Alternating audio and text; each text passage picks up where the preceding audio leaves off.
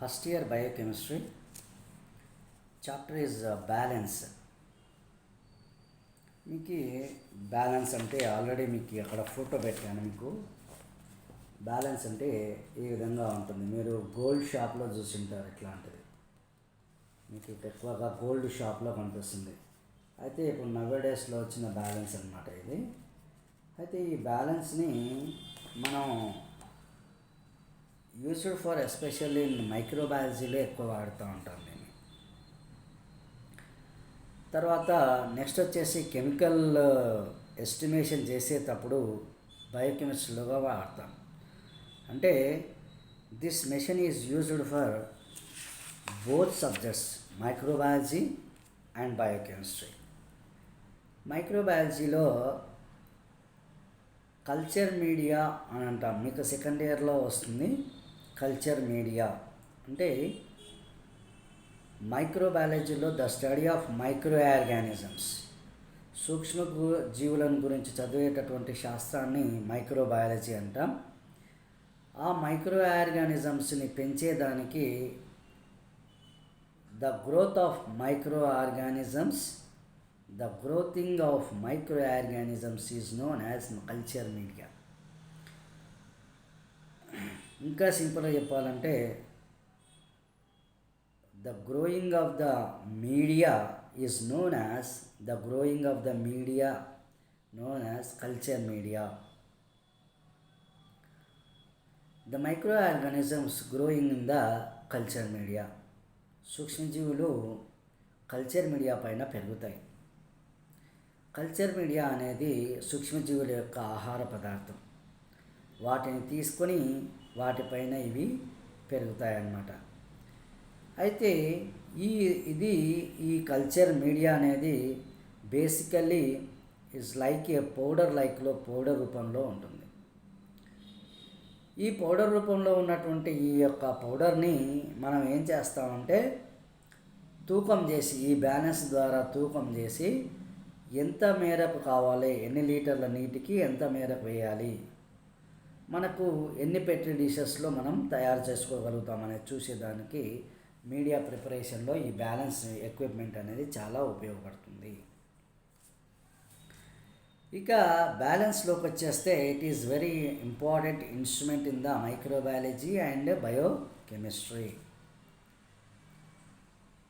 Balance is a device used to measure mass. ఇది balance అనేది మనకి ఏదైతే పదార్థాన్ని మెజరింగ్ చేయాలనుకుంటున్నామో అది చేసేదానికి చాలా వెరీ వెరీ ఇంపార్టెంట్ డివైస్ అన్నమాట.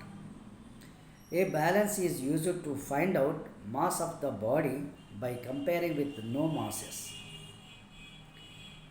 మనం ఏదైతే పదార్థాన్ని తూకం చేయాలనుకున్నామో ఆ తూకాన్ని సరిచేసుకోవడానికి బ్యాలెన్స్ అనేది చాలా ఎక్కువగా ఉపయోగపడుతుంది. The most improved balance have digital readout and electronic operation of the weighting process. ఇంతకుముందు 2 తక్కేళ్ళు అటు ఇటు ఉండేవి. ఆ 2 తక్కేళ్ళలో మనం దాన్ని చూసుకునే వాళ్ళం అన్నమాట.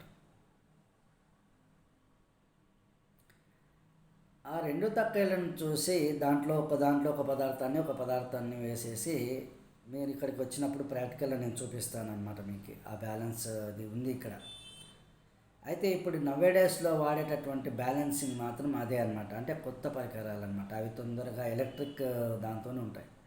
ఈ విధంగా చేస్తే తూకం ద్వారా చేస్తే చాలా లేట్ అవుతుందని చెప్పేసి, ఎలక్ట్రిక్ ద్వారా చేస్తే తొందరగా అయిపోతుందని చెప్పేసి ఎక్కువగా ఎలక్ట్రిక్ బ్యాలెన్స్ని చాలామంది ఇప్పుడు ప్రిఫర్ చేస్తున్నారన్నమాట. ప్రిన్సిపల్ వచ్చేసి simple balance works on balancing of the forces. Force అంటే వాటి శక్తి పైన ఈ యొక్క బ్యాలెన్స్ అనేది వర్క్ చేయడం అనేది ఉంటుంది. With which the bodies in 2 pans and attracted by gravity. దాని యొక్క మధ్యలో ఒక చిన్న స్తంభం ఉంటుంది. మామూలుగా మన ఊళ్ళల్లో కూరగాయలు తక్కడిలో చేస్తుంటారు. అయితే తక్కడిలో 2 రకాలు. కొన్నేమో పైన తాడు పట్టేసి, దండానికి తాడు పట్టేసి రెండు సైడ్లో పళ్ళాలు పెడతారు. కానీ యాక్చువల్గా అయితే మధ్యలో దిమ్మె ఉంటుంది. ఆ దిమ్మెకు అటువైపు ఇటువైపు పళ్ళాలు ఉంటాయి. దాన్ని బట్టి తూకం చేస్తారు. అది కరెక్ట్. అసలు మెథడాలజీ అది. కానీ నవేడేస్లో అట్లాంటివి ఎవరు చేయడంలా. Simple balance works balancing of the forces with his bodies to pans and attach to attract gravity. Pans అంటే 2 పళ్ళాలు ఒక 2 వైపులా పెట్టేసి దాంతో తూకం చేయాల్సి ఉంటుంది. Different types of balances. బ్యాలెన్స్లు వివిధ రకాలుగా ఉంటాయి. ఒకటి simple balance, 2 knife single pan balance, అంటే సన్నగా ముళ్ళు ఉంటుంది, ఆ ముళ్ళు ఎటువైపు వెళ్తే ఆ విధంగా బ్యాలెన్స్ అనేది చూసుకుంటాం. 3 top loading balance, 4 electric balance. ఈ విధంగా బ్యాలెన్సెస్ని మనం 4 టైప్స్గా విభజించడం అనేది జరిగింది. ఇక సింపుల్ బ్యాలెన్స్లోకి వచ్చేస్తే it is used for weighting out substances where greater accuracy is not required.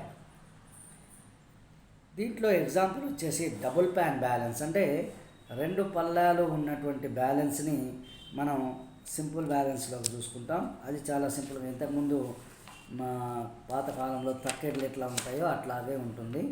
కాకపోతే మనకి ఒక బాక్స్ ఇస్తాడు, ఆ బాక్స్లో గాలి తగలకుండా చూసుకుంటాం మనం. ఇక్కడ డబుల్ ప్యాన్ బ్యాలెన్స్ అంటారు, అంటే 2 పల్లాలు ఉంటాయి అన్నమాట.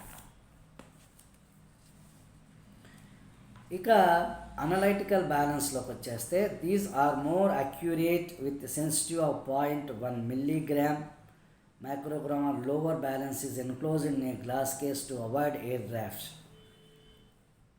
అయితే these are more accurate. Analytical balance అనేది చాలా అక్యురేట్గా ఉంటుంది. అయితే మనం కొంచెం బ్యాలెన్స్ మామూలు పాత పద్ధతిలో అయితే కనుక కొంచెం 1 మిల్లీగ్రామ్ అటు ఇటు పోవచ్చు. దీంట్లో అయితే 1 మైక్రోగ్రామ్ కూడా అటు ఇటు పోవడానికి అవకాశం అనేది లేదు. చాలా sensitive and very accurative and with చాలా కేర్ఫుల్గా ఉంటుంది ఈ యొక్క analytical balance. The balance should be place at the fire table to minimize disturbance during the weighing. So ఈ యొక్క బ్యాలెన్స్ని ఎప్పుడు కూడా మనం fire table to minimize disturbance during the weighing. అయితే గాలి తగలకుండా, ఏదైతే డిస్టర్బెన్స్ లేకుండా, అంటే టేబుల్ పైన నీట్గా ఊక కదిలే దానిపైన కాకుండా పెట్టేసి మనం ఈ యొక్క బ్యాలెన్స్ని చూసుకునేది ఉండాలి. ఏదో బ్యాలెన్స్ అంటే కొన్నిసార్లు టేబుల్ కదులుతూ ఉంటుంది, అట్లాంటి దానిపైన ఇది పెడితే 1 మిల్లీ మనం ఏదైతే ఇంత జాగ్రత్తగా 1 మైక్రోగ్రామ్ కూడా పోనీయకుండా చూసుకున్నాం, ఆ 1 మైక్రోగ్రామ్ పోయేదానికి అవకాశం అనేది ఉంటుంది అన్నమాట. ఇక రూల్స్ అబ్జర్వ్ ఇన్ వెయిటింగ్. రూల్స్లోకి వచ్చేస్తే select A balance that suits the requirements. మనం బ్యాలెన్స్ చేసేటప్పుడు ఎంత మేరకు చేసుకుంటున్నాము బ్యాలెన్స్, ఎంత అంటే 2.5 3.5 3 మిల్లీగ్రామ్సా 4 మిల్లీగ్రామ్సా ఎంత చేసుకుంటున్నాం అనేది రిక్వైర్మెంట్స్ మనం చూసుకోవాల్సి ఉంటుంది. Never put substances directly on the pan. అది మనం ప్యాన్ పైన పెట్టేసేదానికి ఉంటుందన్నమాట. The balance must be in area where no disturbance. అయితే బ్యాలెన్స్ చేసేటప్పుడు మనం ఉన్నటువంటి ప్రాంతం ఎలాంటి డిస్టర్బెన్స్కులోనూ కాకూడదు. అట్లా అయితే మనం ఇంత సెన్సిటివ్ కూడా బ్యాలెన్స్ని చెయ్యలేము. All the substances must be kept on the right side pan. అయితే ఎప్పుడు కూడా లెఫ్ట్ సైడ్ ప్యాన్లో తూకం చేసేదానికి ఉంటుంది. రైట్ సైడ్ దాంట్లో మనం ఏదైతే పౌడర్సా లేకపోతే లిక్విడ్సా ఏదైతే క్రిస్టల్సా వేటిని తూకం చేయాలనుకుంటాం వాటిని రైట్ సైడ్ దాంట్లో ఉంచాలన్నమాట. Kept on the right side pan, right side ప్యాన్లో ఉంచేసేయాలి.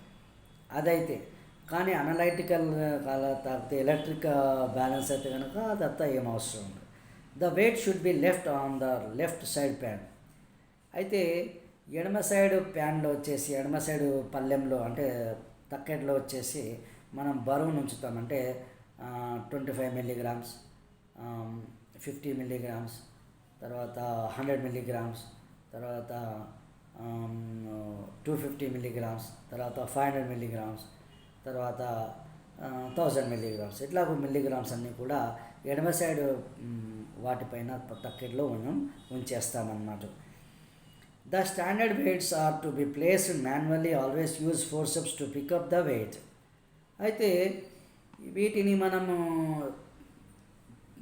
తక్కెడలో ఆ చిన్న తక్కెడలో పెట్టి తీసేటప్పుడు ఏం చేయాలి అంటే ఫోర్సెప్ని ఎక్కువగా యూజ్ చేయాల్సి ఉంటుంది. మీరు చేతితో దాన్ని ముట్టుకోవడానికి అవకాశం అనేది ఉండకూడదు, అది కూడా కంటామినేషన్ కాకూడదు. కాబట్టి ఫోర్సెప్స్ని తీసుకొని ఫోర్సెప్ని ఎప్పటికప్పుడు బాయిలింగ్ చేసుకొని వాటి ద్వారా మీరు ఆ యొక్క 1.5 milligram, 0.5 milligrams, 2.5 milligrams, 3 milligrams, 5 milligrams ఇవన్నీ మీరు వెయిట్ చేయాల్సి ఉంటుందన్నమాట. When the reading is taken the balance case should be kept. అప్పుడు మనం ఎంత బ్యాలెన్స్ చేయాలనుకున్నామో ఆ బ్యాలెన్స్ని లెఫ్ట్ సైడ్ పళ్ళెంలో మనం ఉంచేదానికి అవకాశం ఉంటుంది. ఒకవేళ ఇదైతే కనుక అనలైటికల్ బ్యాలెన్స్ అంటే మనం పాత పద్ధతిలో 2 తక్కెళ్ళు ఉపయోగించుకొని చేసేటటువంటి పద్ధతి. నెక్స్ట్ నవేడేస్లో ఎలక్ట్రిక్ బ్యాలెన్స్ని ఎక్కువగా యూజ్ చేస్తున్నారు. Electric balance it gives more accurate now A days in commonly use in development lab. ప్రస్తుతం డెవలప్మెంట్ అయిన ల్యాబ్లో ఖచ్చితంగా ఉపయోగించేటటువంటి బ్యాలెన్స్ ఎలక్ట్రిక్ బ్యాలెన్స్. ఈ ఎలక్ట్రిక్ బ్యాలెన్స్ మ్యాక్సిమం 3 మాదిరిగా ఉంటుంది. ఒకటి null detector, 2 A feedback loop to control the balancing force, 3 A read out device. ఈ విధంగా 3 ఉండడానికి అవకాశం అనేది ఉంటుంది. How care to be taken for laboratory balance. Position the balance on the vibration free surface, prefer a draught free area. బ్యాలెన్స్ని ఎక్కువ వెడల్పాటి ప్రాంతంలో పెట్టాలి. తర్వాత అంటే మ్యాక్సిమం కింద కదలంటున్నటువంటి టేబుల్ను ఉండకుండా చూసుకోవాలి. సాధ్యమైనంత వరకు స్టోన్ ర్యాక్స్ అయితే అంటే రాయితో ఉన్నటువంటి ర్యాక్స్ అయితే చాలా మంచిది, ఎందుకంటే కదలకుండా ఉంటుంది కాబట్టి మనకు అక్యురేట్ రిజల్ట్స్ రావడానికి అవకాశం అనేది ఉంటుంది. Level the balance with loop help of split level by adjusting the serious on the stand. అయితే మనకి ఈ యొక్క బ్యాలెన్స్ చాలా మటుకు ఎట్లా ఉంటుందంటే ఒక పొజిషన్లో ఉండడానికి అవకాశం అనేది ఉండాలి. అయితే దీన్ని అప్పుడు ఏం చేయాలంటే జీరో బ్యాలెన్స్గా మనం చేసుకోవాల్సి ఉంటుంది. జీరో బ్యాలెన్స్కి చేసుకున్న తర్వాత always use forceps to add and remove weight when using a pan balance.